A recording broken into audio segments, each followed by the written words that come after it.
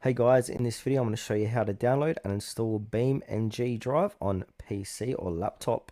If you find this video helpful, please consider to like this video and subscribe to my channel. In saying that, let's just jump straight into the video.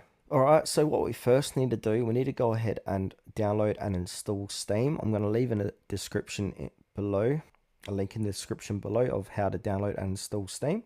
Once you've done that, you want to go ahead and open up your Steam. Alright, so once you've opened up Steam, we want to do a search. So we want to click on search and then type in BeamNG.drive. Here it is here. The price may vary. So this game isn't a free game, you need to purchase it. So scroll down here and then it'll say buy BeamNG.drive. So I'm in Australia, so it's AU $36. So I'm going to click on add to cart. Now it's added to my cart. So from here, I need to go view my cart. Now here it is here, BeamNG.drive, and then going to continue to payment.